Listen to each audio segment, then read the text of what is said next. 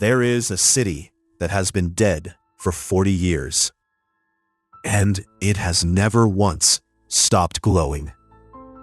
The neon still burns, the music still plays, the palms still lean into a wind that stopped blowing decades ago. But the streets are empty, and the man who owned all of it is long gone. So, here is the only question that matters tonight.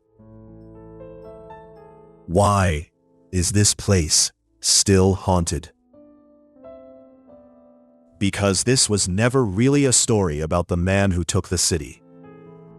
It is a story about what happens to a legend after the legend leaves. Keep that in mind. We are going to end exactly where we began. They called this place Vice City. Vice City was never just a map. It was a promise, and the promise had a pulse. Built on the fever dream of 1980s Miami, it sold the oldest fantasy in the country. That you could arrive with nothing and leave as a king as long as you were willing to stop asking where the money came from. The palm trees were real estate. The music was a currency. And underneath the pastel suits ran a single white river that fed all of it. Cocaine did not just fund Vice City. Cocaine designed it. That is the thing to understand before anyone famous walks on screen. The city was already alive. It was already hungry. It was already choosing who it would let survive. The people were just passing through. The city was the one that stayed. For one short year, the city let a single man believe he owned it. Tommy Vercetti, 15 years in prison for a job that was never his to answer for. Sent south to launder someone else's ambitions. And within 12 months, he had taken the whole coast. The dealers, the docks, the print works, the mansions in the hills. When the credits rolled, Tommy stood at the top of Vice City with no one left above him. And that is exactly where most stories end. The empire is won. The music swells. But we are not here for the man on the balcony. We are here for the balcony after the man is gone. Because an empire no one can take from you is still an empire that time can.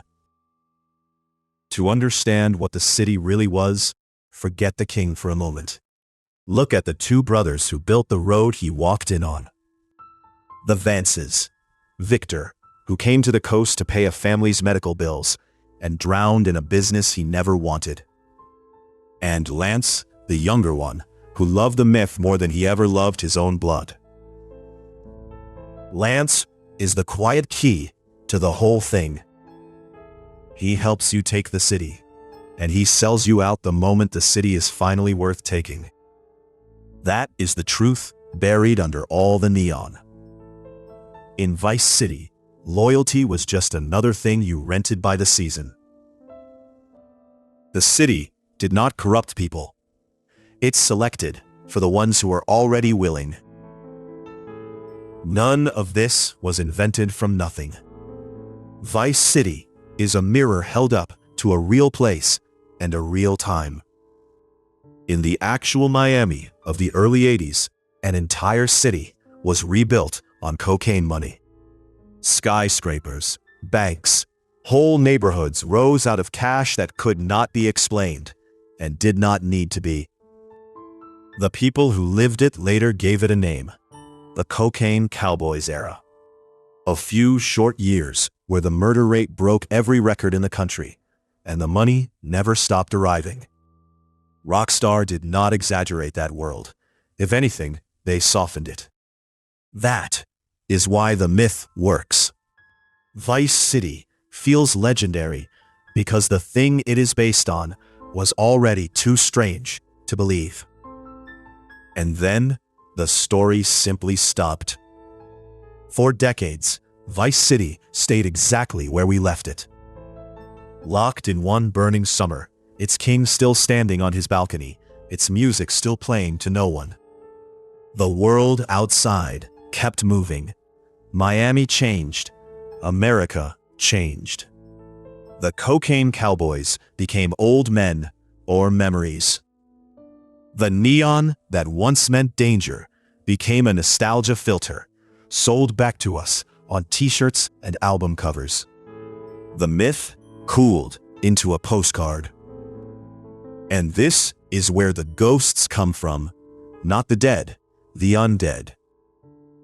A legend that has outlived its own era, still glowing, with no one left who remembers why.